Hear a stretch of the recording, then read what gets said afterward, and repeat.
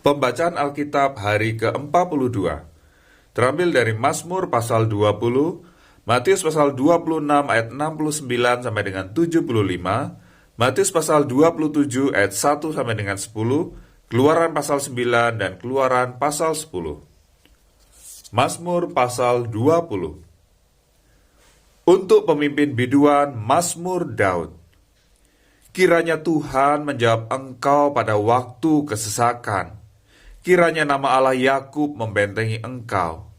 Kiranya dikirimkannya bantuan kepadamu dari tempat kudus, dan disokongnya engkau dari Sion.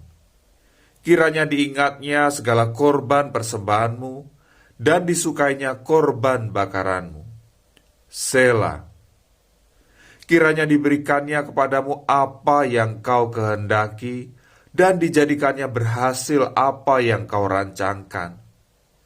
Kami mau bersorak-sorai tentang kemenanganmu, dan mengangkat panji-panji demi nama Allah kita. Kiranya Tuhan memenuhi segala permintaanmu. Sekarang aku tahu bahwa Tuhan memberi kemenangan kepada orang yang diurapinya, dan menjawabnya dari sorga yang kudus dengan kemenangan yang gilang gemilang oleh tangan kanannya.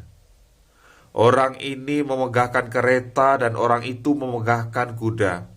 Tetapi kita bermegah dalam nama Tuhan Allah kita. Mereka rebah dan jatuh, tetapi kita bangun berdiri dan tetap tegak. Ya Tuhan, berikanlah kemenangan kepada Raja. Jawablah kiranya kami pada waktu kami berseru. Matius 26 ayat 69 sampai dengan 75. Sementara itu Petrus duduk di luar di halaman. Maka datanglah seorang hamba perempuan kepadanya, katanya, "Engkau juga selalu bersama-sama dengan Yesus orang Galilea itu." Tetapi ia menyangkalnya di depan semua orang, katanya, "Aku tidak tahu apa yang engkau maksud." Ketika ia pergi ke pintu gerbang, seorang hamba lain melihat dia dan berkata kepada orang-orang yang ada di situ, "Orang ini bersama-sama dengan Yesus orang Nazaret itu." Dan ia menyangkalnya pula dengan bersumpah, "Aku tidak kenal orang itu." Tidak lama kemudian orang-orang yang ada di situ datang kepada Petrus dan berkata, "Pasti engkau juga salah seorang dari mereka. Itu nyata dari bahasamu." Maka mulailah Petrus mengutuk dan bersumpah, "Aku tidak kenal orang itu." Dan pada saat itu berkokoklah ayam.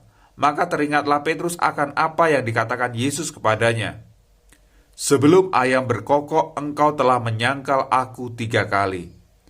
Lalu ia pergi keluar dan menangis dengan sedihnya.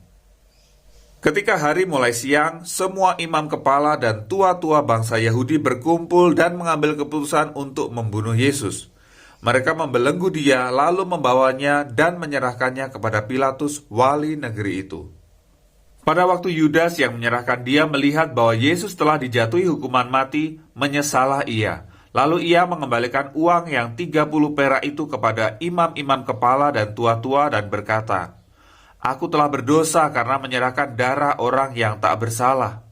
Tetapi jawab mereka, "Apa urusan kami dengan itu? Itu urusanmu sendiri." Maka ia pun melemparkan uang perak itu ke dalam bait suci, lalu pergi dari situ dan menggantung diri. Imam-imam kepala mengambil uang perak itu dan berkata, "Tidak diperbolehkan memasukkan uang ini ke dalam peti persembahan, sebab ini uang darah."